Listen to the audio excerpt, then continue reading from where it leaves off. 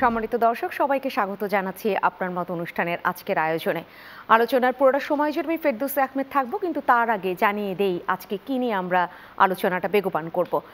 সংস্কার নিয়ে রাজনীতিতে তো ব্যাপক কথা রয়েছে এবং জুলাই ও গণ অভ্যুত্থানের পর নির্বাচন এবং সংস্কার মোটামুটিভাবে এই দুটো শব্দ অনেক বেশি উচ্চারিত শব্দ। সেই জায়গায় আজও আমরা রাষ্ট্র সংস্কার নিয়েই কথা বলতে চাই এবং যাদেরকে পেয়েছি এই বিষয়ে আলাপচারিতায় মেতে উঠবার জন্য বা আপনাদের মত যাদের মাধ্যমে প্রকাশিত হবে তাদের সাথে পরিচয় করিয়ে দেব। আমাদের মাঝে উপস্থিত হয়েছেন গণসংহতি আন্দোলনের প্রধান সমন্বয়কারী জোনায়েদ সাকি এবং রয়েছেন সুপ্রিম কোর্টের আইনজীবী ব্যারিস্টার রাশনা ইমাম। আপনাদের দুজনকে স্বাগত জানাচ্ছি আজকের আয়োজনে। জোনায়েদ সাকি, আমি আপনার একটি বক্তব্য দিয়েই আলোচনাটা শুরু করতে চাই। এই নির্বাচন সংস্কার এগুলো নিয়ে অনেক কথা রয়েছে, কিন্তু তার মাঝখানে জুলাই অভ্যুত্থানের যে ঘোষণাপত্র সেটা নিয়ে অনেক আলোচনা রয়েছে। সেই জায়গাটায় আপনি বলেছেন রাজনৈতিক প্রক্রিয়ায় সন্দেহ বা বিভাজন সৃষ্টি হলে জুলাই অভ্যুত্থান বিপর্যয়ের মুখে পড়তে পারে বলে আশঙ্কা করছেন, এরকম একটি বক্তব্য এসছে। এবং সেই জায়গাটায় আপনি আশঙ্কাটা আসলে কোন জায়গায় করছেন, মানে রয়েছে তো যে কিভাবে বিপর্যয়ের মুখে পড়তে পারে, আর একটু যদি স্পষ্ট করেন। ধন্যবাদ আপনাকে। আমার সহ-আলোচক ব্যারিস্টার রাশনা ইমাম সহ যারা দেখছেন এই অনুষ্ঠান, সবাইকে সালাম এবং শুভেচ্ছা জানাচ্ছি। দেখুন, আমরা একটা অভ্যুত্থান হয়েছে, যে অভ্যুত্থান একটা জনগণের বৃহত্তর ঐক্যের ফলাফল, এবং এই জনগণের বৃহত্তর ঐক্য গড়ে তোলার ডাক নিয়েই আমরা দীর্ঘদিন ধরে কাজ করছিলাম। বিশেষভাবে এই ডাকটা আমরা 2017-18 থেকে বেশ জোরের সাথে তোলার চেষ্টা করেছি, যে জনগণের বৃহত্তর ঐক্য গড়ে তোলা ছাড়া এই যে একটা ফ্যাসিবাদী শাসন গেড়ে বসছে সেটাকে মোকাবেলা করা যাবে না এবং তাকে পরাজিত করা যাবে না। কিন্তু সেইটা তখন অতটা জোরালো হয়নি।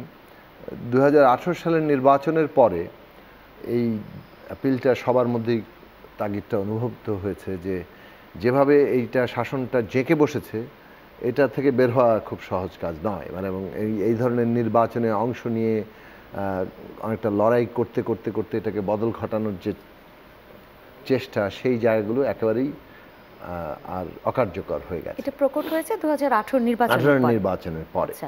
ফলে দেখবেন যে বিরোধী সব রাজনৈতিক দলের মধ্যেই এই অনুভূতিটা সামনে এসছে যে একটা বড় লড়াই করতে হবে, একটা অভ্যুত্থান, গণ অভ্যুত্থানের দিকেই যেতে হবে এবং সরকারকে গণ আন্দোলন, গণ অভ্যুত্থানের মধ্যে দিয়ে পরাজিত করতে হবে। সেই লক্ষ্যে জনগণের বৃহত্তর ঐক্য গড়ে তোলার ডাকটা যেটা আমরা তুলেছিলাম, সেটা 2018 সালের পরে আরও জোরদার হতে শুরু করেছে এবং বলতে পারেন যে সব পক্ষের মধ্যেই এটা একটা তাগিদটা অনুভূত হয়েছে। সেখান থেকেই নানাভাবে রাজনৈতিক ঐক্য গড়ে তোলার একটা তৎপরতা শুরু হয়েছে।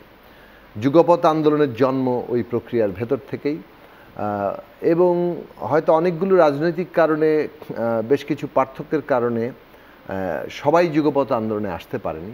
কিন্তু আমরা এই জায়গাটা করেছিলাম যে যার যার অবস্থান থেকে যুগপৎভাবে, কেউ পারলে আরও একটা একমঞ্চগতভাবে, কেউ পারলে এক পার্টি হয়ে যান, কিন্তু যে যেভাবে পারেন ফ্যাসিবাদের বিরুদ্ধে সম একটা অভিমুখে, ডিরেকশনটা একই, যে এই ফ্যাসিস্ট সরকারের বিরুদ্ধে আন্দোলনটা করতে হবে। সেই জায়গা থেকে কিন্তু আন্দোলন হয়েছে। আপনি যদি 22 সাল দেখেন, 23 সাল দেখেন, পুরো আন্দোলনটা সেই গ্রাউন্ডের উপর দাঁড়িয়ে যখন নানাভাবেই সরকার একটা নির্বাচন করে বৈতরণী পার হয়ে যেতে পারলো, এবং আমাদের আন্দোলনে একটা বড় দুর্বলতার জায়গা হচ্ছিল যে ছাত্র সমাজ, যেটা আমাদের দেশের আন্দোলনগুলোতে একটা সবসময় অগ্রণী ভূমিকার জায়গা থাকে এসব গণ আন্দোলনের ক্ষেত্রে, ছাত্র সমাজ ঠিক ওই অর্থে আন্দোলনের সাথে জোরালোভাবে সম্পৃক্ত হচ্ছে না। সেইটা একটা বড় দুর্বলতার জায়গা ছিল। কিন্তু কোটা আন্দোলনকে কেন্দ্র করে ছাত্র সমাজের সেই ইনভলভমেন্টটা ঘটেছে, এবং তার উপরে আক্রমণ যখন হলো তখন ছাত্র সমাজই সকলের সমর্থনের কেন্দ্র হয়ে উঠল। এবং যেহেতু এটা একটা সাধারণ ছাত্রদের প্ল্যাটফর্ম থেকে আন্দোলনটা হচ্ছিল, তখন তারা সবার একটা সমর্থনের একটা কেন্দ্র হয়ে, ভরসার কেন্দ্র হয়ে উঠল।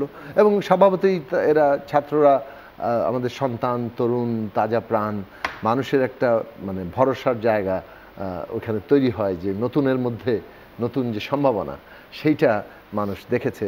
এবং একটা যাকে বলে যে আন্দোলনের উপরে যে একটা জোরালো ভরসা, সেটা আমি এই কথাগুলো বললাম এই কারণে, ব্যাকগ্রাউন্ডটা দিলাম, যে আমার মনে হয় যে কি পরিপ্রেক্ষিতের মধ্যে এই বৃহত্তর ঐক্যটা গড়ে উঠেছে সেটা আমাদের একটা বিবেচনায় রাখা দরকার। এবং এই বৃহত্তর ঐক্যটা গড়ে উঠেছে একটা ফ্যাসিস্ট ব্যবস্থা কিংবা বন্দোবস্তের বদলে আমাদের একটা নতুন গণতান্ত্রিক রাজনৈতিক বন্দোবস্ত করতে হবে, এই আশা নিয়ে, এই আকাঙ্ক্ষা নিয়ে।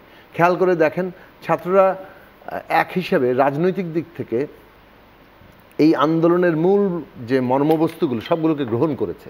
তারা বলেছে ফ্যাসিস্ট সরকারের পদত্যাগ এবং ফ্যাসিবাদী ব্যবস্থার বিলোপ করতে হবে এবং নতুন রাজনৈতিক বন্দোবস্ত তৈরি করতে হবে। এই কথাগুলো কিন্তু ছাত্ররাও গ্রহণ করেছে, কথাগুলো আগে উঠেছে কিন্তু ছাত্ররা গ্রহণ করেছে এবং সেটা এমনকি অন্তর্বর্তী সরকারেরও কর্মসূচি লক্ষ্যে পরিণত হয়েছে। এখন এই যে গণতান্ত্রিক ব্যবস্থা বলি, বন্দোবস্ত বলি, নতুন বন্দোবস্ত বলি, মানেটা কি? মানে হচ্ছে বাংলাদেশের ক্ষমতা ব্যবস্থা কিভাবে চলবে এটা ঠিকঠাক করা। ক্ষমতা নিয়ম কি হবে, ক্ষমতা কিভাবে পরিচালিত হবে তার নিয়মটা ঠিক করা হচ্ছে বাংলাদেশের প্রধান জায়গা। কারণ ক্ষমতার এখন নিয়ম হয়েছিল যে এটা জমিদারি, এটা বাপদাদার সম্পত্তি, এইখানে আমরা যা ইচ্ছা তাই করতে পারি। এটাই শেখ হাসিনা এই নীতিতে পরিণত করেছিল। এইটার বিরুদ্ধে মানুষ, আমাদের তরুণ ছাত্র শ্রমিকরা প্রাণ দিয়ে, শিশু, বৃদ্ধ, নারী, পুরুষ, বাঙালি, চাকমা, হিন্দু, মুসলমান, মানে আপনি অ্যাক্রস সবাই, এবং এইভাবে একটা জাতি জেগে উঠেছিল এবং তারা আপনার লড়াইটা করে মানে দেখিয়েছে যে একটা নতুন যাত্রা আমাদের দরকার। সেই জায়গায় আমি জাস্ট বাক্যটা শেষ করি এই জায়গায়, যে এই নতুন যাত্রায় আপনার যে নতুন বন্দোবস্তের জায়গা, সেইটাকে আমি আরও সংক্ষেপে যদি বলি যে আসলে রাজনীতি এবং ক্ষমতা পরিচালনা একটা নিয়ম ঠিক করতে হবে, এটাকে আর একটু বলা যায় সাধারণত রুলস অফ দি গেম। এখন এই রুলস অফ দি গেম ঠিক করার ক্ষেত্রে আমাদের ঐক্যবদ্ধ থাকতে হবে। আমি আবার বলি, শুনেন, আমি যে কথাটা বলেছি আপনাকে না পেয়েছি, তো উত্তরটা এখন দিচ্ছি, যে এই রুলস অফ দি গেমটা তৈরি করার ব্যাপারে আমাদের ঐক্যবদ্ধতা রক্ষা করা দরকার। আমাদের রাজনৈতিক সব পার্থক্য দূর হয়ে যাবে না। বিএনপি আছে, জামাত ইসলামী আছে, আওয়ামী লীগের ভবিষ্যৎ কি হবে, আমরা গণতন্ত্র মঞ্চ কোথায় যাব, এখানে বামপন্থী রাজনৈতিক দলগুলো আছে, আরও অন্যান্য ইসলামপন্থী দল আছে, বিভিন্ন রাজনৈতিক দল আছে যারা সেন্ট্রিস্ট মধ্যপন্থী রাজনৈতিক দল। তো এখন এই সবগুলো দল তো যার যার মতাদর্শিক অবস্থান বলেন, কর্মসূচি বলেন, এগুলোতে আলাদা আলাদা জায়গা আছে। নির্বাচন আরও ঘনিয়ে আসলে আরও প্রতিদ্বন্দ্বিতা বাড়বে। কিন্তু আমাদের একটা মনে রাখা দরকার যে আমরা একটা ফ্যাসিস্ট বন্দোবস্তের বদলে একটা নতুন রুলস অফ দি গেম, নতুন রাজনীতির এবং ক্ষমতার নিয়ম তৈরি করতে যাচ্ছি। সেইটা করার যে কাজটা আমাদের সামনে আছে, সেখানে যে আমাদের একটা ঐক্যবদ্ধতা দরকার, এটা যেন আমরা না ভুলি। বরং এই ঐক্য ভেঙে পড়লে, আমাদের প্রতিদ্বন্দ্বিতা যদি ওই ঐক্যকে ভেঙে ফেলে, তাহলে সুবিধা কিন্তু পতিত ফ্যাসিস্ট শক্তি পাবে এবং তাদের দেশি বিদেশি দোসররা নানাভাবে এই সুবিধা নিয়ে পুরো অভ্যুত্থানটা বিপর্যস্ত করতে পারে। বিপর্যয়টা কি ধরনের হতে পারে সেটা আপনি বললেন, কি করতে হবে সেটা বললেন, কিন্তু রাজনৈতিক কোন প্রক্রিয়ার কারণে সন্দেহ বা বিভাজন তৈরি হচ্ছে, আশঙ্কাটা কেন তৈরি হচ্ছে, আমি দ্বিতীয় পর্বে আপনি স্পষ্ট করবেন নিঃসন্দেহে। আমি ব্যারিস্টার রাশনা ইমাম আপনার কাছে আসতে চাই। যেহেতু সংস্কারের প্রশ্ন আসে, রাষ্ট্র সংস্কার এখানে একটা বড় জায়গা জুড়ে রয়েছে, বিচার ব্যবস্থা সংস্কার, এবং 27 জায়গায় সংস্কার প্রয়োজন এরকম আমরা আলাপচারিতা শুনেছি, কারণ আলাদা একটি কমিশন গঠন করা হয়েছে এই বিচার বিভাগের সংস্কারের জায়গাটায়। 27টা যে সংস্কার প্রয়োজন, আমি যদি আপনাকে প্রশ্নটা রাখি যে উল্লেখযোগ্যের মধ্যে যদি আপনি নাম্বারিং করেন, 1 নম্বর সংস্কার কি দরকার এই বিচার ব্যবস্থায়? আমাদের উদ্দেশ্যটা কি? আমরা যখন বিচার বিভাগের দিকে তাকাচ্ছি, আমাদের উদ্দেশ্যটা হচ্ছে একটা স্বাধীন বিচার বিভাগ প্রতিষ্ঠিত করতে হবে। কারণ বিচার বিভাগের স্বাধীনতা একেবারেই ছিল না বললে চলে গত 15 বছর। মানে এটাকে পুরোপুরি দলীয়করণ করা হয়েছে, যেটা আমরা সবাই জানি। এটা নিয়ে সব প্ল্যাটফর্মসে আলাপ আলোচনা হচ্ছে। সো এখন একটা সংস্কার কমিশনও গঠন করা হয়েছে। আমি জানি তারা প্রতিবেদন হয়তো 15 তারিখেই দেবার কথা এই মাসে। তো ওনাদের কিছু পত্রপত্রিকা আমি দেখেছি, ওনারা কী সব জিনিস নিয়ে কথাবার্তা বলছেন, কিন্তু তার মধ্যে গুরুত্বপূর্ণ যদি কিছু সংস্কারের কথা আমি বলি, অলরেডি কয়েকটা প্রক্রিয়া কিন্তু শুরু হয়ে গেছে। সবচেয়ে প্রথম হচ্ছে গিয়ে আমাদের অ্যাপয়েন্টমেন্ট অফ সুপ্রিম কোর্ট জাজেসের দিকে তাকাতে হবে। ওনাদের নিয়োগ কিভাবে হয়, বেঞ্চগুলো চেঞ্জ কিভাবে হয়। কারণ আগে যেটা আমরা দেখতাম, রাতারাতি আজকে একটা বেঞ্চে আমি মামলা করছি, হঠাৎ করে দেখি আগামীকাল বা নেক্সট উইক সেই বেঞ্চের এখতিয়ারটা পুরোপুরি বদলে গেছে। তার অর্থ হচ্ছে সেই বেঞ্চ আমার মামলাটা শুনতে পারবে না। এবং অনেক সময় দেখা গেছে এটা দলীয়করণের কারণে হয়েছে, ওটা যদি কোনো পলিটিক্যাল মামলা হয়ে থাকে সেক্ষেত্রে। তো এই পৃথককরণটা, বিচার বিভাগকে নির্বাহী বিভাগ থেকে পৃথককরণটা করতে হবে, না হলে বিচার বিভাগ স্বাধীন হবে না। কীভাবে আলাদা করতে হবে? প্রথমত অ্যাপয়েন্টমেন্টের দিকে আমাদের তাকাতে হবে, নিয়োগ। এ নিয়ে একটা খসড়া অধ্যাদেশের ওপরে কনসালটেশন বর্তমানে চলছে, যেখানে নিয়োগের ক্রাইটেরিয়াগুলো দেয়া আছে, উচ্চ আদালতের জাজদের নিয়োগের ক্রাইটেরিয়াগুলো। যেরকম আমাদের সংবিধানে কিন্তু কিছু ক্রাইটেরিয়া ছিল, কিন্তু এগুলো খুব বেসিক কিছু যোগ্যতার কথা বলা আছে। এর থেকে আরও অনেক কিছু দরকার যদি আপনি সুপ্রিম কোর্টের একজন জাজ হিসেবে নিয়োগ পেতে চান। সো এ ব্যাপারে কখনোই কিন্তু কোনো ট্রান্সপারেন্সি ছিল না, আমরা কখনোই জানতাম না কি কারণে কাকে নিয়োগ দেয়া হচ্ছে। এটা কি এই 15 বছরে ছিল না, নাকি আগেও ছিল না? বিশেষ করে 15 বছরে আমরা ডিটেরিওরেশনটা অনেক বেশি নোটিস করেছি। এর আগেও কম বেশি প্রশ্নবিদ্ধ ছিল, কিন্তু 15 বছরে যেভাবে দলীয়করণ করা হয়েছে এর আগে বাংলাদেশে কখনো এত বাজেভাবে দলীয়করণ করা হয়নি। আচ্ছা, আর এখানে সবসময় একটা ধোঁয়াশা ছিল যে কি কনসিডারেশনে তারা নিয়োগ পেলেন। এটা একটা ওপেন সিক্রেট ছিল যে দলীয় কনসিডারেশনে নিয়োগ হচ্ছে। শুধু নিয়োগ না, আপনি যদি আওয়ামী লীগ সরকারের বিরুদ্ধে কোনো রায় দিয়ে থাকেন, মানে আমি কিছু এক্সাম্পলস দিয়ে আপনাকে উত্তরটা দেই, যে একটা হচ্ছে গিয়ে ত্রয়োদশ সংশোধনীর মাধ্যমে কিন্তু নির্দলীয় তত্ত্বাবধায়ক সরকার সংবিধানে অন্তর্ভুক্ত করা হয়। এবং আওয়ামী লীগ ক্ষমতায় আসার পরে 2010-এ আপিল বিভাগ সিদ্ধান্তে ত্রয়োদশ সংশোধনীকে অবৈধ ঘোষণা করা হয়, অসাংবিধানিক ঘোষণা করা হয়। এভাবে কিন্তু নির্দলীয় তত্ত্বাবধায়ক সরকার ব্যবস্থা বাতিল করা হয়, যেটা কিন্তু অন্তর্ভুক্ত করা হয়েছিল আওয়ামী লীগের দাবিতেই। এবং এই ব্যাপারে একটা রাজনৈতিক ঐক্যমত ছিল, ব্রড পলিটিক্যাল কনসেনসাস ছিল যখন কেয়ারটেকার গভর্নমেন্ট সিস্টেমটা আমাদের সংবিধানে ঢোকানো হলো। কিন্তু আমরা দেখলাম যে দলীয়করণের কারণে বিচার বিভাগ আওয়ামী লীগের স্বার্থে, আওয়ামী লীগের তখন রাজত্ব সংসদে, তো তাদের স্বার্থে প্রথমে এটাকে বাতিল করলো। তার কিছুদিনের মধ্যেই পঞ্চদশ সংশোধনীর মাধ্যমে আবারও বাতিল করা হলো নন পার্টি কেয়ারটেকার গভর্নমেন্ট সিস্টেমকে। সো আপনি এই সরকার যেটা চাচ্ছে ঠিক সেভাবেই বিচার বিভাগ রায় দিচ্ছে। এটা কিন্তু আমরা গত 15 বছরে দেখে এসছি। এবং আরেকটা এক্সাম্পল আমি দেব, এটা হচ্ছে গিয়ে 16th অ্যামেন্ডমেন্টের মাধ্যমে জাজদের সরানোর বা রিমুভ করার ক্ষমতাটা পার্লামেন্ট সুপ্রিম জুডিশিয়াল কাউন্সিল, যেটা একটা সাংবিধানিক বডি ছিল, সেটার থেকে নিয়ে নিয়েছে পার্লামেন্টের কাছে। এবং এটাকে যখন হাইকোর্টের রায় দিয়ে অসাংবিধানিক ঘোষণা করা হলো, তখন যেই জাজ সাহেব রায়টা দিয়েছিলেন, বিশেষ করে যে সিনিয়র জাজ ছিলেন, ওনাকে আপিল বিভাগে এলিভেট করা হয়নি, উনি হাইকোর্ট বিভাগে রিটায়ার করেছেন। এটা একটা শাস্তি স্বরূপ করা হয়েছিল।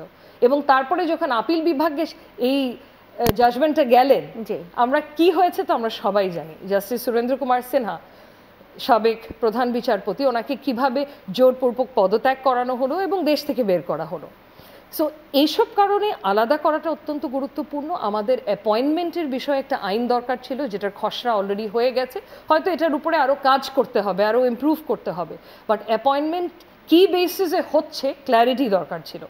আরেকটা হচ্ছে রিমুভাল, এটা নিয়েও কিছু দূর কাজ শুরু হয়ে গেছে। কারণ কোনো জাজের বিরুদ্ধে যদি কোনো ধরনের অভিযোগ ওঠে, সেক্ষেত্রে সুপ্রিম জুডিশিয়াল কাউন্সিলকে কিন্তু সংবিধান দায়িত্ব দিয়েছে সেটার ব্যাপারে ইনকোয়ারি করা এবং ইনকোয়ারি করে একটা প্রতিবেদন দাখিল করা রাষ্ট্রপতির কাছে। সো সেটাও হয়ে গেছে। আরেকটা জিনিস যেটা দরকার ছিল, এটা হচ্ছে অ্যাডমিনিস্ট্রেটিভ ইন্ডিপেন্ডেন্স। কারণ এতদিন বিচার বিভাগ পুরোপুরি আইন মন্ত্রণালয়ের উপরে ডিপেন্ডেন্ট ছিল অ্যাডমিনিস্ট্রেটিভ কার্যক্রমের জন্য। এখন একটা আলাদা সচিবালয় করা হচ্ছে এবং করার প্রস্তাবনা আমাদের প্রধান বিচারপতির থেকে গেছে অলরেডি। সো এগুলো আমার তো মনে হয় যে এগুলো যদি বাস্তবায়ন করা যায়, তাহলে কিন্তু আমরা অনেক দূর এগিয়ে যাব একটা স্বাধীন বিচার বিভাগ এর দিকে। এবং আপনি একদম চমৎকারভাবে বললেন যে আসলে বিচার বিভাগকে নির্বাহী বিভাগ থেকে আলাদা করতে পারলে অনেক সমস্যার সমাধান হবে। এবং আপনি বেঞ্চের কথাও বলছিলেন যে এক বেঞ্চে মামলা করলে সেটা আরেক বেঞ্চে চলে যাওয়া। আমি ধাপে ধাপে আসবো, আরও অনেক ছোট ছোট আলাপ নিয়ে আপনার কাছে ফিরবো। জুনায়েদ সাককে আসতে চাই। আমি তখন বলেছিলাম যে আপনি আশঙ্কার জায়গাটা পরিষ্কার করেননি, বলেছেন আপনার দ্বিতীয়বার যখন বক্তব্য রাখবেন। ফেরার আগে আমি ব্যারিস্টার রাশমি ইমাম যেটা বললেন সেই জায়গাটাতে একটু ফিরি। উনি একেবারেই বিস্তারিতভাবে ভেতরে কী ঘটছে বিচার বিভাগে এবং এখন কী ধরনের সংস্কারের প্রশ্নগুলো সামনে আসছে সেইগুলো তুলে ধরলেন। একটা বড় প্রশ্ন, যেমন আমরা ধরেন মানে যখনই কোনো সংস্কার প্রস্তাব দিয়েছি আমরা মূল কথাটা বলার চেষ্টা করেছি। বিস্তারের জায়গায় তো ধরেন এক্সপার্টরা বসে ঠিকঠাক করা যায়। মূল প্রশ্নটা হচ্ছে অ্যাপয়েন্টিং অথরিটি কার কাছে থাকবে। এখন ধরেন আপনি অনেক নিয়ম টিয়ম, যেমন এই যে এই আইনটা করার কথা বলা হয়েছে, আমরাও সুনির্দিষ্ট আইনের কথা বলেছি যে উচ্চ আদালতে বিচারক নিয়োগের সুনির্দিষ্ট নীতিমালা তৈরি করতে হবে। এখন নীতিমালাটার জায়গাতে আমাদের দলের দিক থেকে দাবিটা ছিল যে আমাদের একটা কনস্টিটিউশনাল কমিশন দরকার। যদি আলটিমেটলি অথরিটি সরকারের হাতেই থাকে, তো এখন ধরেন তার একটা সবচেয়ে চূড়ান্ত খারাপ নমুনা আমরা দেখেছি শেখ হাসিনা আমলে। সুযোগ থাকলে কিন্তু এরকম চূড়ান্ত খারাপ নমুনার দিকে যাওয়া, এমনকি বহুদিন শত বছর ধরে চর্চা করা যুক্তরাষ্ট্র থেকে ভারত পর্যন্ত আপনি এসব দেশও দেখবেন। এখন ডেমোক্রেসির এসব লুপহোলসগুলো কিন্তু আছে, এবং সেগুলোকে ওই খারাপ মানে ডেমোক্রেসি কোনো নিশ্চিদ্র ব্যবস্থা না। ফলে আমাদের দিক থেকে চেকস অ্যান্ড ব্যালেন্সের যেহেতু আমরা খুবই নিম্নতর পর্যায়ে আছি, সেখান থেকে যদি আপনি তুলতে হয় যে জায়গায়, তাতে আমার মনে হয় যে সরকারি দল বিরোধী দলের অংশগ্রহণের এই কতগুলো জায়গায় যেগুলো কনস্টিটিউশনাল পোস্ট, যেগুলো কনস্টিটিউশনাল প্রতিষ্ঠান, সেগুলোতে এক সরকারের হাতে নিয়োগ থাকলে ওইগুলোর আর আলাদা কোনো চরিত্র থাকবে না, কোনো সাংবিধানিক চরিত্র থাকে না, এটাই মোটামুটি প্রমাণিত। ফলে ফ্রম জুডিশিয়ারি টু নির্বাচন কমিশন টু দুর্নীতি দমন কমিশন, অডিটর জেনারেলের পোস্ট, অ্যাটর্নি জেনারেলের পোস্ট, মানবাধিকার কমিশন, ন্যায়পাল, এই যে 7টা জায়গা, এইগুলো আসলে সাংবিধানিক কমিশনের মাধ্যমে নিয়োগের অথরিটি তৈরি করলেই কেবলমাত্র ওই নিয়োগের নীতিমালাটা সুনির্দিষ্টভাবে কার্যকর করার সুযোগ থাকে। তার মধ্যে একটা চেকস অ্যান্ড ব্যালেন্স তৈরি হওয়া সম্ভব, কারণ নিয়োগপ্রাপ্ত ব্যক্তিরা যখন দুই প্রধান দল মানে অর্থাৎ গভর্নমেন্ট অ্যান্ড অপোজিশন তাদের দ্বারা নিয়োগপ্রাপ্ত হচ্ছেন, তখন তাদের কারো প্রতি বিশেষ অব্লিগেশন, দায়বোধ করা, সেইটার জায়গাটা কমতে শুরু করবে। এখন এই কথাটা আমি বলছি, এই প্রপোজাল তো আপনাদের তরফ থেকে রয়েছে, কিন্তু এটা হবে কিনা কমন মিনিমাম ওই জায়গাটা আমাদের পৌঁছানোটা দরকার, তাহলে হয়তো আমরা এই জায়গাটা পাবো। আর যেটা বললেন যে উচ্চ আদালতকে আইন মন্ত্রণালয়ের কর্তৃত্ব থেকে বের করে তার অধীনে একটা সেক্রেটারিয়েট থাকবে, তারাই পুরো নিম্ন আদালতকে পরিচালনা করবে, এইটাতে যদি যাওয়া যায় তাহলে এই যে নিম্ন আদালত যে একটা মানে ইন্টারেস্টিং, লক্ষ্য করবেন যে 5 বছর মানে এই 5ই আগস্টের আগে যা যা ছিল, এখনও নিম্ন আদালত কম বেশি কিন্তু একই রকমই, আপনি আমার চাইতে আরও ভালো বলতে পারবেন, মানে অভিজ্ঞতা কিন্তু খুব ভালো হচ্ছে না এখনো। হ্যাঁ, অনেক ক্ষেত্রে কিন্তু নিম্ন আদালতে পাওয়া যাচ্ছে না, যে সমস্ত কেসগুলো দেখা যাচ্ছে যে সরকারের না, সেই জায়গায় কি বারবার উচ্চারিত হচ্ছে না যে এখনো হচ্ছে না, কারণ হচ্ছে বিদ্যমান সিস্টেমেই সবকিছু হচ্ছে, সংস্কার তো হয়নি, বা নতুন যে একদম বলে যে না নতুন করে আমরা গঠনের চিন্তা করব, দেশ গড়ার চিন্তা করব, সেই জায়গায় ওই সংস্কার প্রক্রিয়াগুলো না হলে তো আসলে হবে না। আমি বিরতিতে যাব, তার আগে আমি উত্তরটা একটু এবার নিয়েই যেতে চাই, কারণ আমার দর্শক অপেক্ষমান রয়েছে। আপনি নিঃসন্দেহে পরিষ্কার করবেন যে রাজনৈতিক কোন প্রক্রিয়ার মধ্যে আপনার এরকম সন্দেহটা জাগলো বা বিভাজনটা আপনি দেখতে পাচ্ছেন, যেখান থেকে সামনে বিপর্যয়ের একটা আশঙ্কা তৈরি হলো, আশঙ্কার জায়গাটা সিম্পলি ধরুন যে আমরা সংস্কার এবং নির্বাচন এই দুই বিষয় নিয়ে এখন একটা তর্ক তৈরি হয়েছে।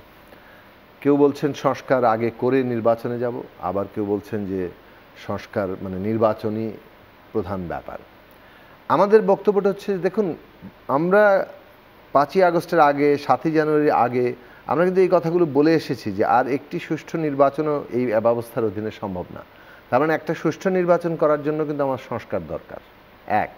2 হচ্ছে আবার পুরো সংস্কারকে যদি আপনি মৌলিক কাঠামোগত সংস্কার, যেমন সংবিধান সংস্কার, এটাকে যদি আপনি চূড়ান্ত করতে চান, আলটিমেটলি আপনার একটা সংসদ মানে জনগণের নির্বাচনের মধ্যে দিয়ে গঠিত একটা সংসদে গিয়ে ওটা র্যাটিফাই করতে হবে, ম্যান্ডেটটা চূড়ান্ত করতে হবে। তার মানে নির্বাচনের জন্য কতগুলো সংস্কার দরকার, আবার সংস্কার সম্পূর্ণ করার জন্য নির্বাচন দরকার। তাহলে এই দুটো পরস্পর সম্পর্কিত, মোটেই বিরোধাত্মক নয়।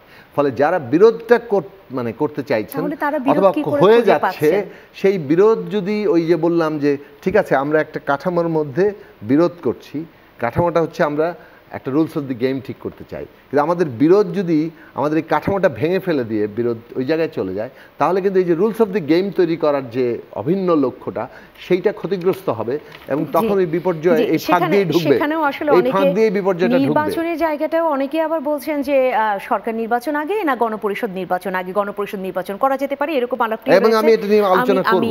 আমি বিরতি শেষ করে ফিরে নিঃসন্দেহে এই আলোচনায় যাব।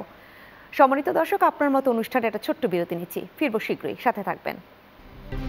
আবারও ফিরে এলাম আপনার মতের আজকের আয়োজনে। কথা হচ্ছে রাষ্ট্র সংস্কার প্রসঙ্গে। আমি আসবো ব্যারিস্টার রাশনা ইমাম আপনার কাছে, এবং বিরতিতে যাবার আগেই বলছিলাম গণপরিষদ নির্বাচন বা সরকার নির্বাচন এবং এই জায়গাটায় বিশেষ করে সংবিধানকে উদ্দেশ্য করেই তো বলা হয় যে সংবিধানের সংশোধন বা সংস্কারটা কিভাবে হবে। পুরো সংবিধান বাতিলের পক্ষে কেউ কেউ কথা বলছেন, কেউ কেউ বলছেন পুরোপুরি ৭২ সংবিধান বাতিলের দরকার নেই, কিছু কিছু সংস্কার বা পরিবর্তন পরিমার্জন করলেই হয়ে যাবে। মানে পুরো বিষয়টা নিয়ে অনেক বেশি আলোচিত হচ্ছে, কিন্তু এখনো বোধহয় ধোঁয়াশা কাটছে না। জি জি, আলোচনাটা হওয়াটা দরকার। গত 15 বছর তো কোনো ধরনের আলাপ আলোচনা হয়নি এসব ব্যাপারে। So obviously it's welcome change. But এই আপনার প্রশ্নটা উত্তর দেওয়ার আগে আমি জাস্ট একটা জিনিস একটু ক্ল্যারিফাই করব। আমার সহবক্তাও যেটা বলেছিলেন যে সুপ্রিম কোর্টের বিচারকদের নিয়োগ কে করবে, এ ব্যাপারে যে খসড়া অধ্যাদেশটা নিয়ে এখন কথাবার্তা হচ্ছে, এখানে কিন্তু একটা আলাদা ইন্ডিপেন্ডেন্ট স্বাধীন কমিশনের কথা বলা হয়েছে, এবং কমিশনে কারা কারা থাকবে সেটাও বলে দেওয়া হয়েছে যে এনারা নিয়োগ করবেন। আপাতত কিন্তু আমাদের সংবিধানে নিয়োগ করে রাষ্ট্রপতি, এবং রাষ্ট্রপতি নিয়োগের ব্যাপারে, সুপ্রিম কোর্টের বিচারকদের নিয়োগের ব্যাপারে বাধ্য মানতে প্রধানমন্ত্রীর পরামর্শ, যেটা সংবিধানে দেয়া আছে। সো এটা তো অবভিয়াসলি বদলাতে হবে, এই ব্যাপার নিয়ে দ্বিমত পোষণ করার কোনো অবকাশ নেই, এবং একটা স্বাধীন কমিশন দরকার। আইনে এই স্বাধীন কমিশনের কথা অলরেডি বলা আছে খসড়া আইনটাতে, যেটা নিয়োগের ব্যাপারে আলাপ আলোচনা হচ্ছে। কিন্তু সংবিধানে এই কমিশনটা থাকা উচিত কি না সে ব্যাপারে আমার মনে হয় আলাপ আলোচনা করা যাইতেই পারে আমরা যখন সংবিধান সংস্কার নিয়ে কথা বলবো। সো এটা আমি জাস্ট অ্যাড করতে চাচ্ছিলাম আমার সহবক্তার ওই বক্তব্যের ভিত্তিতে। এবার যদি আমি আপনার প্রশ্নে চলে যাই, প্রথমত আমার ব্যক্তিগত মতামত, ৭২-এর সংবিধান যেটা ছিল আজকে যে সংবিধানটা আছে একই সংবিধান না। অনেকবার কাটাছেঁড়া হয়েছে, অনেকবার বলতে 17 বার এটাকে সংশোধন করা হয়েছে, এবং বেশিরভাগ ক্ষেত্রে যখন সংশোধন করা হয়েছে, এই সংশোধন করা হয়েছে রাজনৈতিক উদ্দেশ্যে, ক্ষমতায় টিকে থাকার উদ্দেশ্যে, ক্ষমতা কেন্দ্রীভূতকরণের উদ্দেশ্যে, বা বিচার বিভাগের স্বাধীনতা ক্ষুণ্ণ করার উদ্দেশ্যে, এরকম পলিটিক্যাল গেইনসের জন্য, ভেরি ন্যারো পলিটিক্যাল গেইনস, এই সংশোধন গুলো করা হয়েছে। সো তার জন্য সংবিধান এখন এই পর্যায়ে এসে দাঁড়িয়েছে। এরপরে আমি বলবো যে সংবিধান পুনর্লেখন করলেই অনেকে বলছে, সবাই না, যে একটা ধারণা সৃষ্টি করা হচ্ছে যে সব সমস্যার সমাধান হয়ে যাবে, তা হবে না। কারণ সংবিধানে অনেক ভালো কথাও বলা ছিল যেগুলো মানা হয়নি। সো আমাদের মূল প্রায়োরিটাইজ করতে হবে কিভাবে সংবিধানকে অ্যামেন্ড করা যায় যাতে করে স্বৈরাশাসন আবার প্রতিষ্ঠিত হতে না পারে। সো এরকম কিছু টার্গেটেড অ্যামেন্ডমেন্টসের দিকে I think that's what we should be looking at, rather than পুনর্লেখন, এটা সংশোধনের দিকে যাওয়া উচিত। এখন আমি আইনজীবী, তাহলে কি আপনি তাদের সাথে একমত কিনা? এখানে একটু আপনি যেটা বললেন যে মানা হয়নি, সংবিধানে অনেক কিছু ছিল, এবং বিশেষ করে মানুষ সেই মুক্তিযুদ্ধের সময়ের যে সামাজিক মানবিক মর্যাদা, সামাজিক ন্যায় বিচার, সাম্য যে কথাগুলো ছিল মানা হয়নি, সেই জায়গাটায় অনেকেই আপনার মতো করেই বলছে যে মানিনি, আওয়ামী লীগ সরকার মানিনি, সেটা আওয়ামী লীগ সরকারের সমস্যা, তাদের দোষ, বা তারা এই অপরাধী। কিন্তু অপরাধ কিন্তু সংবিধানের না, যে সংবিধান পরিপূর্ণভাবে পরিবর্তন করতে হবে। তাহলে কি আপনি তাদের কথার সাথে একমত কিনা? না, আমি বলছি না এটা পারফেক্ট একটা ডকুমেন্ট, এখানেও ভুল ত্রুটি আছে, এবং আমাদের এত বছরের অভিজ্ঞতা, 53 বছরের অভিজ্ঞতায় যে ভুলগুলো বা ত্রুটিগুলো বা যেগুলো দেখেছি আমরা কাজ করছে না, সেগুলোর দিকে তাকাতেই হবে, সেগুলো সংশোধন করতে হবে। কারণ সংবিধান একটা লিভিং ডকুমেন্ট, এটাকে আমরা বলি আমাদের আশা আকাঙ্ক্ষার প্রতিফলন ঘটে সংবিধানের মাধ্যমে। সো আশা আকাঙ্ক্ষা যেটা 53 বছর আগে ছিল সেটা এখন নাও থাকতে পারে। সো লিভিং ডকুমেন্ট, এটা পরিবর্তন করতে হবে, এবং ভুল ত্রুটি আছে যেগুলোর দিকে তাকাতে হবে। যেরকম বিচার বিভাগের স্বাধীনতার কথাটা বললাম, সেখানে তো আছে, সেখানে বলা হয়েছে যে বিচার বিভাগ স্বাধীনভাবে তাদের দায়িত্ব পালন করবে, কিন্তু যেরকম রাষ্ট্রপতি বিচারক নিয়োগ করবে, রাষ্ট্রপতি কার পরামর্শ মানতে বাধ্য? প্রধানমন্ত্রী। এরকম অনেকগুলো দিক আছে সংবিধানে যেগুলোর দিকে তাকাতে হবে, সংশোধন করতে হবে। আমি এখন আমার নেক্সট পয়েন্টে হচ্ছে এ ব্যাপারেও কিন্তু জাতীয় ঐক্যমত দরকার, পলিটিক্যাল ঐক্যমত দরকার। আমি কি ভাবি, আপনি কি ভাবেন, বা আমার সহবক্তা কি ভাবেন, এটা ইররেলেভেন্ট হয়ে যায় ইভেন্চুয়ালি যদি ঐক্যমত আমরা স্থাপন না করতে পারি। এরপরে চলে যান প্রক্রিয়াটা কি হবে।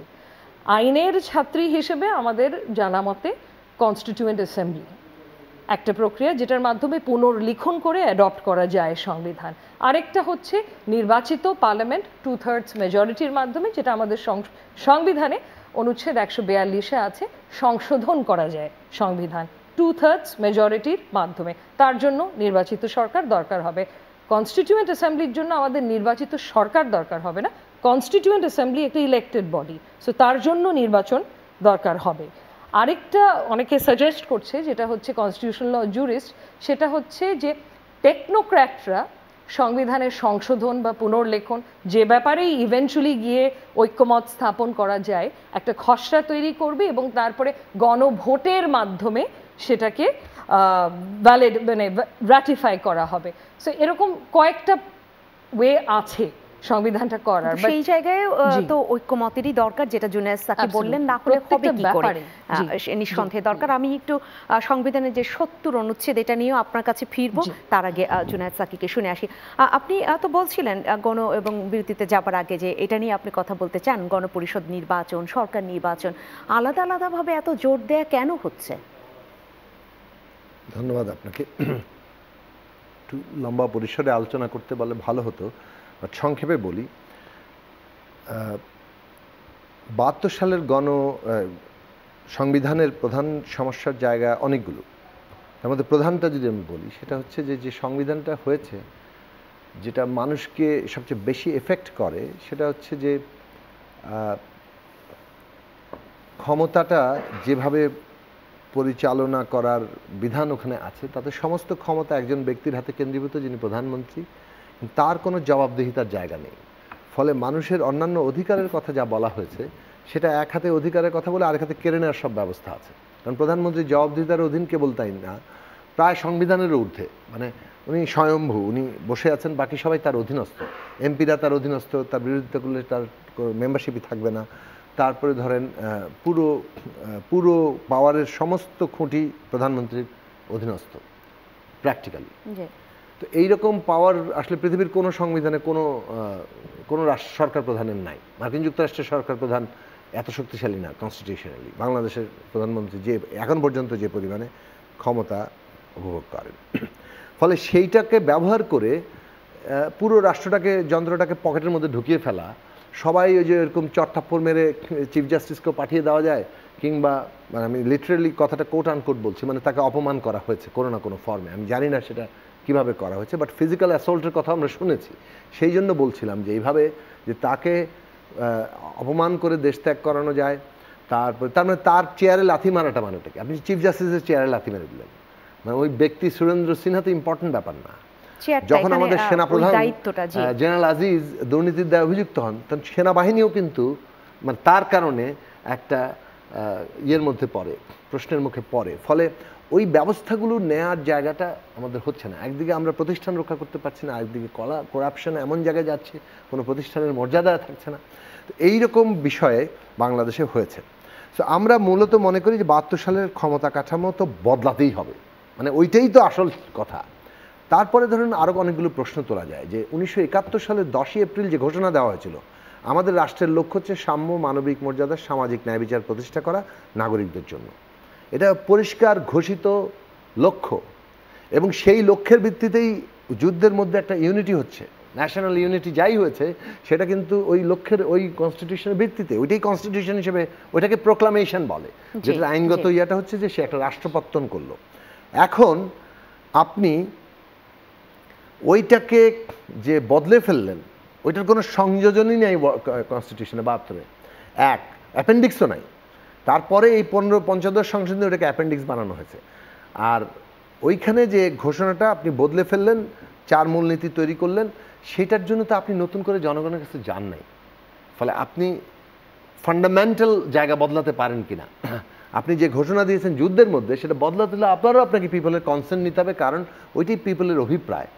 এখন আজকে এসে যদি বিপ্লব বলেন, কেউ যদি বিপ্লব বলে, তাহলে বিপ্লবের পার্টি আছে, বিপ্লবের লক্ষ্যর ভিত্তিতে সে তৈরি হয়েছে, সে ক্ষমতা দখল করেছে এবং ক্ষমতা ঘোষণা করে সে ডিক্রি জারি করেছে যে এতদিন যা আছে তা বদল, নতুন প্রোক্লামেশন হচ্ছে এবং এটা কার্যকর হবে। এখন সেই জায়গাটা কিন্তু যদি 5 তারিখের পরে ছাত্ররা এবং সমস্ত রাজনৈতিক শক্তি সবাই মিলে এই জায়গাটা করতো যে there will be a new proclamation, new state, আগেকার সব বাতিল, তাহলে একরকম হতো। কিন্তু আপনি একটা মোটামুটি পুরনো ফ্রেমওয়ার্কের মধ্যেই একটা অন্তর্বর্তী সরকার গঠন করলেন এবং সকলে মিলেই করলেন, অথবা সবাই সেটাকে সমর্থন করলো। যেভাবেই হোক আলোচনা সবার সাথে ঠিকমতো হয় নাই, এটা আমি জানি, আমাদের সাথেও ঠিকমতো হয় নাই, সেটা আমি জানি। আমি এখন ওই প্রশ্ন তুলছি না, বলছি যে 8 তারিখে যখন সরকার গঠিত হচ্ছে আমরা সবাই সমর্থন দিয়েছি।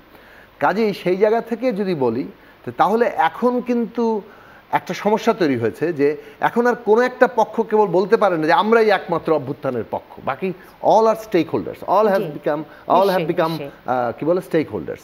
তো আমি ওই জায়গাটা থেকে বলছি যে তার মানে এখন যে জায়গাটা উনি শেষে যেটা কথাটা বললেন খুবই পার্টিনেন্ট কথা, যে শেষ পর্যন্ত কনসেনসাসে যেতে হবে, কারণ সবাই এখন কিন্তু অংশীজন।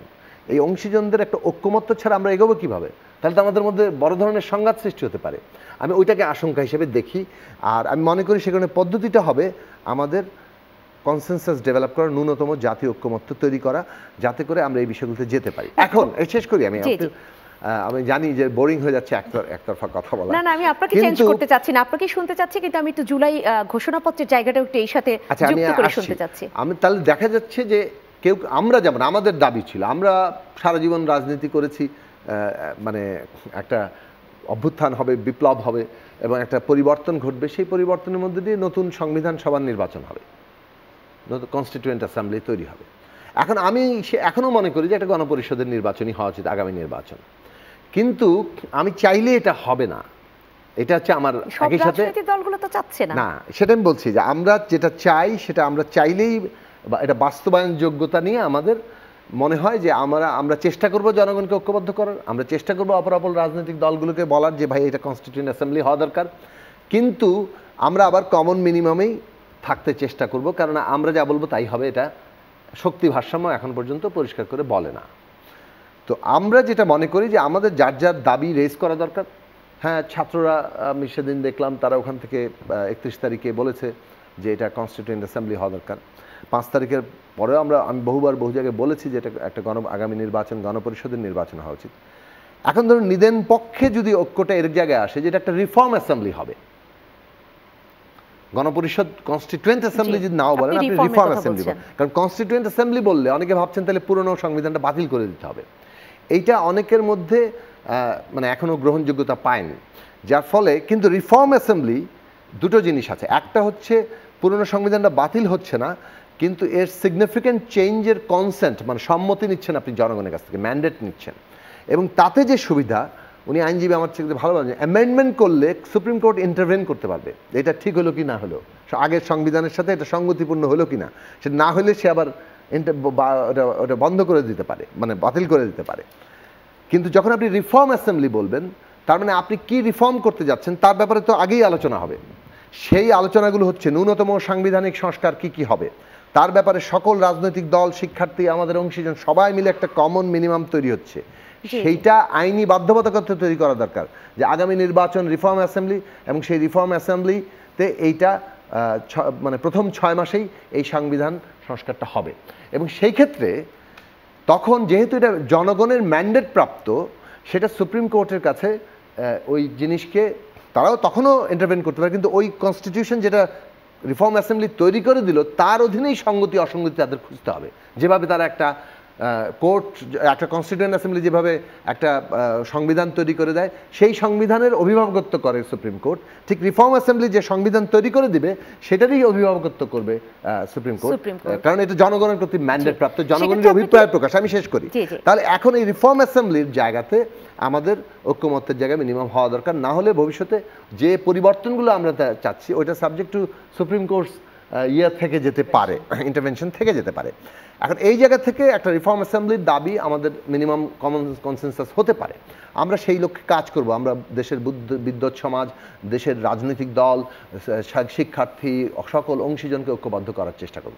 এখন ছাত্রদের দিক থেকে ধরেন যে প্রোক্লামেশনের কথা বলা হচ্ছে, প্রোক্লামেশন মানে আপনি আবার ওই যে পুরনো বাতিল করে নতুন আইন প্রতিষ্ঠা, সেটা কিন্তু এখন আর আপনার পক্ষে সকলের সম্মতি ছাড়া এটা প্রোক্লামেশন জারি করা সম্ভব না।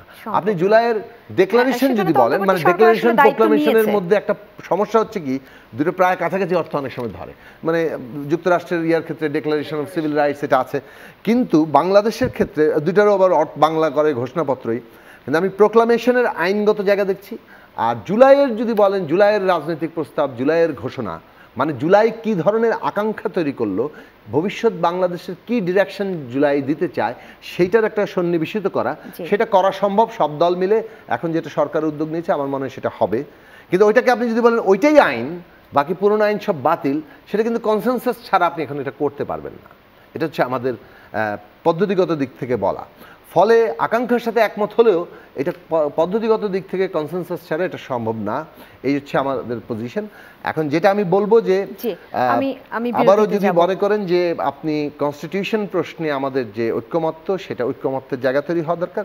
তবে আমরা মনে করি যে ন্যূনতম ঐক্যমত্য হবে তা যাতে আগামী পার্লামেন্টে হয়, এবং সেটার একটা লিগ্যাল বাইন্ডিংস থাকা দরকার, 1 নম্বর। 2 নম্বর হচ্ছে যে প্রথম 6 মাসে হওয়া দরকার। 3 নম্বর হচ্ছে আগামী পার্লামেন্ট একই সাথে constituent assembly or reform assembly, একই সাথে গভর্নমেন্ট। 1947-এ ভারতের পার্লামেন্ট কি হয়েছে? একই সাথে সরকার ছিল, একই সাথে সরকার ছিল, একই সাথে তারা সংবিধান তৈরি করেছে। 1970 সালে যে পার্লামেন্ট হওয়ার কথা ছিল, সেটা একই সাথে সরকার এবং ইয়ে ছিল। এবং সেই সাথে কি করলে বা ঐক্যটা কিভাবে আনলে আমরা সামনের দিকে এগোতে পারবো, সেটাও চমৎকারভাবে আপনি স্পষ্ট করলেন। বিরতি নিয়ে ফিরবো রাশনা ইমাম আপনার কাছে। সম্মানিত দর্শক, আপনার মতের আজকের আয়োজনে আরেকটি বিরতি, ফিরবো শীঘ্রই, সাথে থাকবেন। আবারও ফিরে এলাম আপনার মতের আজকের আয়োজনে। কথা হচ্ছে রাষ্ট্র সংস্কার প্রসঙ্গে। ব্যারিস্টার রাশনা ইমাম, আপনার কাছে আসবো। এবং জুনায়েদ সাকি বলছিলেন যে সেই রিফর্ম অ্যাসেম্বলি, সেই জায়গাটায় সংগতি অসঙ্গতি এটা খুঁজবার জন্য অভিভাবকত্ব দেখাতে পারবে সুপ্রিম কোর্ট। আপনাকে এই জায়গায় একটু শুনতেই চাই, স্পষ্টতা আপনি এনে দিতে পারবেন নিঃসন্দেহে। আচ্ছা, চেষ্টা করব অবশ্যই। তো আমাদের সুপ্রিম কোর্টকে সাংবিধানিক দায়িত্ব দেয়া হয়েছে যে গার্ডিয়ানস অফ দ্য কনস্টিটিউশন, মানে সংবিধানের অভিভাবকের দায়িত্বটা দেয়া হচ্ছে। তো তার অর্থ এই যে সংবিধান বিরোধী যদি কোনো কাজ হয়, সেক্ষেত্রে আপনি আমাদের সুপ্রিম কোর্টের হাইকোর্ট বিভাগকে ক্ষমতা দেয়া হয়েছে 102 অনুচ্ছেদে রিট জুরিসডিকশন যেটাকে আমরা বলি, সেখানে মামলা করতে পারবেন। ইন আদারওয়ার্ডস, নির্বাহী বিভাগের যদি ক্ষমতার কোনো অপব্যবহার থাকে, তার এগেনস্টে আপনি মামলা করতে পারবেন। কিন্তু শুধু লিমিটেড টু দ্যাট না, 142 ধারায় যদি কোনো অসাংবিধানিক সাংবিধানিক সংশোধন হয়ে থাকে, যেমন ধরেন পঞ্চদশ সংশোধনী, তখনও কিন্তু সুপ্রিম কোর্ট সেটাকে বাতিল করতে পারবে। যেরকম গত মাসেই তো আমরা রায়টা পেলাম, যেখানে পঞ্চদশ সংশোধনীকে কিছু দূর ইন পার্ট, পুরোপুরি বাতিল করেনি, কিছু দূর বাতিল করেছে, এবং বাকিটুকু সুপ্রিম কোর্ট মৌখিকভাবে বলেছে যে নির্বাচিত সরকার যে আসবে তাদের উপর ছেড়ে দিল বাকিটুকু। এই কিছু দূরের মধ্যে যেরকম তত্ত্বাবধায়ক সরকার ব্যবস্থা যে বাতিল করা হয়েছিল, সেটাকে বাতিল করা হলো। তারপরে রেফারেন্ডাম বা গণভোট ফিরিয়ে আনা হলো। তারপরে আওয়ামী লীগ সরকার আরেকটি জিনিস করেছিল, আর্টিকেল 7 খতে, যে সংবিধানের বেশ কিছু অংশকে সংশোধন অযোগ্য করে দিয়েছিল। তার মধ্যে অনেকগুলো অংশ বিতর্কিত ছিল। তার মধ্যে একটা অংশ হচ্ছে যে শেখ মুজিবুর রহমানের প্রতিকৃতি প্রত্যেকটা অফিসে সব জায়গায় ঝোলাতে হবে, সেটাকেও যেরকম সংশোধন অযোগ্য করে দিয়েছিল। সে ব্যাপারে যে পুরোপুরি ঐক্যমত ছিল তাও না। তো এরকম নানা কারণে এই আর্টিকেলটাকেও বাতিল করেছে। তো আমি যেটা বলতে চাচ্ছি যে এই ক্ষমতাটা কিন্তু সুপ্রিম কোর্টকে দেয়া আছে, যে কোনো সংশোধন যদি হয় সংবিধানের, যেটা ওনাদের কাছে অসাংবিধানিক মনে হচ্ছে, সেটাকে ওনারা বাতিল করতে পারবেন এবং করেছেও অতীতে। তো হ্যাভিং সেড দ্যাট, আমার সহবক্তা যেটার কথা বলছিলেন যে কনস্টিটিউয়েন্ট অ্যাসেম্বলি বা গণপরিষদের কথা কিন্তু আসে পুনর্লিখনের ক্ষেত্রে। উনি যে কনসেপ্টটা এখনই বললেন, এটা হচ্ছে রিফর্ম অ্যাসেম্বলি। রিফর্ম অ্যাসেম্বলি আমার জানা মতে করা হয়নি। রিফর্মের ক্ষমতাটা যেরকম আমাদের সংবিধানে তো দেয়া আছেই সংসদকে 2/3 মেজরিটির মাধ্যমে। সো রিফর্ম অ্যাসেম্বলির মতো কনসেপ্টটা বিশ্বের অন্য কোনো দেশে আছে কিনা আমার জানা নেই। সো যদি থেকে থাকে, এটা এক্সপ্লোর করে দেখা যেতে পারে ওই দেশে এটা কাজ করেছে কিনা। অন্য কোনো দেশে যদি থেকে থাকে, যদি কাজ করে থাকে, আমরা এখানে আমাদের দেশে এটা কাজ করবে কিনা, এবং যদি করে থাকে সেক্ষেত্রে তো সুপ্রিম কোর্টের তাহলে ক্ষমতাটা যে কোনো সংশোধনকে অসাংবিধানিক ঘোষণা করার, সেটার জায়গা আর থাকে না।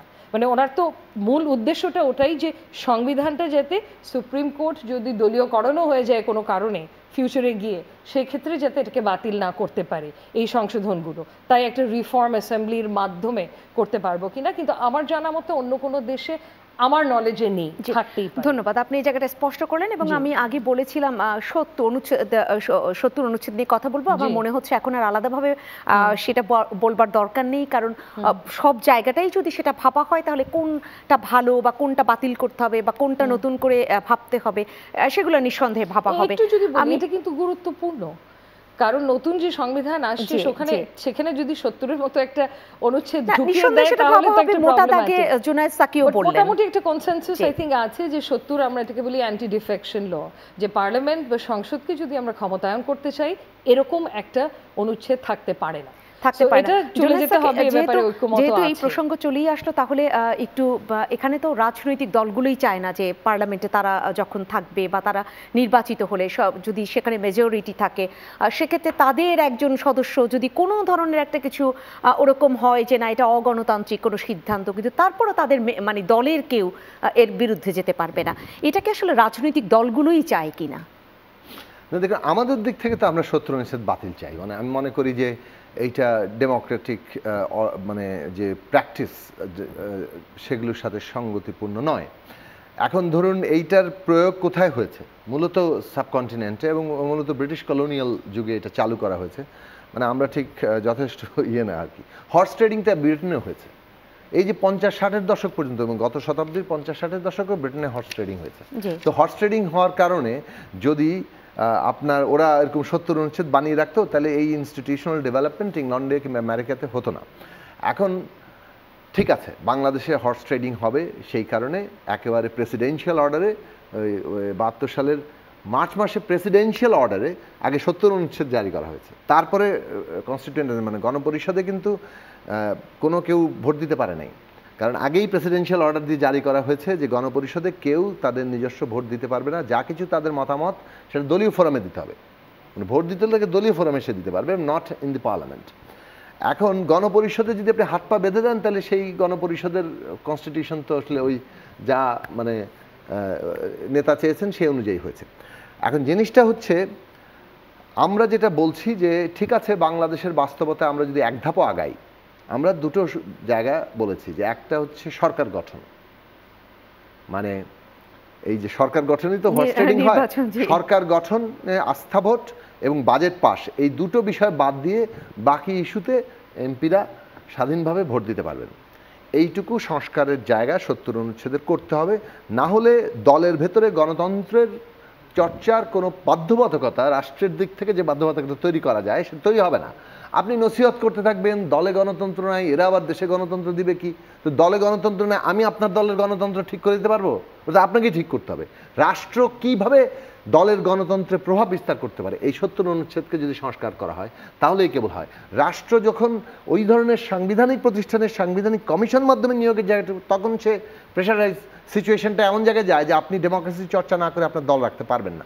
তো আমরা ওই জায়গাগুলো পরিবর্তন চাইছি, যেটা রিয়েলি পাওয়ারের সেপারেশন অফ পাওয়ারটা যদি সত্যিকার অর্থে আপনি না ভাবেন, একটু চুনকাম করার মতো করে একটু আইওয়াশ করার মতো কিছু সেপারেশন অফ পাওয়ারের কথা বললেন, তাহলে ডেমোক্রেসিটা হবে না। এখন অনেকে মনে করেন এত সেপারেশন অফ পাওয়ার, এত বন্দোবস্ত, we need a strong state.